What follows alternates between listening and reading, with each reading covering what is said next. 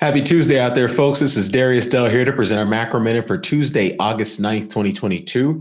It is macro scouting report game day. Very excited to present I think it's 144 slides this afternoon for Team 42 for our subscribers. So definitely come check that out if you want to figure out what the hell is going on from a global macro risk management perspective. Obviously, it probably feels like a lot's changing in the last couple of months, particularly in the last 4 to 5 weeks. We're definitely going to hit on all the things that are in fact changing from an economic data perspective, from a forecasting perspective, and ultimately with respect to what you should be doing from a portfolio construction perspective. So as we like to say here on the program, it's all about the next play. It doesn't matter how you got here, whether you've been killing it this year, whether you've been getting your ass kicked. Guess what? Next play is the only play that matters. All right, getting into the wood chopping of it all today. Asset market stocks down this morning, commodities up, crypto down, dollar down, global bond yields up. Market moving headlines. Not a crazy day going on. I thought this was interesting. Putin continues to test the water. So you had Russian crude flows through Ukraine to Hungary, Slovakia, and Czech Republic were halted last week after sanctions prevented the default of the transit fee, according to Russia's oil pipeline operator Transneft PJSC. Transneft said there was no effect on the northern leg of the Druzhba pipeline, which runs through Belarus to Poland and Germany. So I think they continue to play these games with, just maintenance here. We can't pay this there. And ultimately, I think they're probably just testing the waters to see the EU Council's response to some of these sort of intermittent gas and energy flows. So this is something I think is probably an underpriced tail risk at the moment. Certainly don't have an ability to forecast what Putin's going to do. I don't think anybody does. Aside, I'm not sure if he even does, but that's neither here nor there. But the point is that this is certainly something that, in our opinion, is probably not a tail risk. As opposed to the market probably pricing it as such. Shifting gears here, this is probably not great for the structural inflation outlook via the deglobalization lens. So definitely moving in the wrong direction as it relates to Sino-U.S. relations. House Speaker Nancy Pelosi said members of Congress won't be intimidated by China's reaction to her visit to Taiwan, and that President Xi Jinping was acting like a, quote, scared bully, and that he's in a fragile place. I mean, that's about as aggressive as commentary as you would expect to hear from a high-ranking U.S. government official to the Chinese president. I'm pretty sure Xi Jinping's not going to take that well. Who knows what the heck's going to come out of this from a geopolitical fallout perspective, or even economic perspective. But it certainly is not moving us in the direction of mending those relationships and ultimately taking some pressure off global supply chains, which have obviously contributed to the elevated rates of inflation that we have in the U.S. and global economy. And then lastly, for my crypto friends, interesting take on two of the more speculative segments of the market. So starting with the private side, with companies now taking longer to go public, Franklin Templeton CEO Jenny Johnson wants to bring more private investment opportunities to everyday customers. The CEO of the $1.4 trillion money management giant sees the democratization of private assets as analogous to her grandfather, the founder of Franklin Templeton, offering mutual funds to retail investors at a time when it was hard to diversify.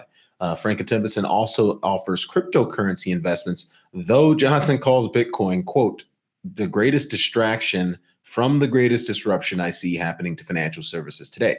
The real game changer is blockchain, she said. Its impact on both our industry as well as other industries is pretty dramatic. Definitely don't agree with her there in terms of Bitcoin being a distraction. It has generated a ton of wealth for a lot of people, and they will likely continue to do so, particularly throughout this decade, as the 60-40 portfolio continues to shift at the margin to something that probably looks like 60-30-10 in order to account for what needs to be a higher market capitalization of both physical and digital commodities. This is something I talked about on the Blockware podcast. If you missed that, go check it out. It's on my Twitter timeline. Anyway, big movers. Bitcoin this morning down 3% to plus 8% month over month. Ethereum down 5% to plus 41% month over month. 1 year, 1 month overnight index swap forward rates plus 6 basis points to 3.24%. That's up 11 basis points month over month. This is into tomorrow's CPI print and then Wednesday or Thursday's PPI data. Getting into our volatility adjusted momentum signals and probable ranges. U.S. dollar bullish FAMs, not quite oversold there. You got about 0.4% downside with 2% upside. Gold bearish FAMs, still overbought here. Gold's been overbought for about a week here. So Definitely signaling something here as it relates to potential phase transition in the VAM. So we got our eyes glued to that. 10-year nominal treasury yield, neutral VAMs in the middle of the range. High yield credit spreads, neutral VAMs. Got about 15 bips of downside, 62 bips of upside there. S&P 500 neutral VAMs backed off the upper bound of its probable range. But again, these corrections ever since we bottomed in June have been very minuscule. We're certainly seeing rising participation and trend following type investors, CTAs, quants, et cetera, really adding a lot of flows into this market, mostly as a function of the realized volatility declining, which allows them to increase their risk budgets to the asset class. VIX bearish VAM still in the middle of the range is drifting lower.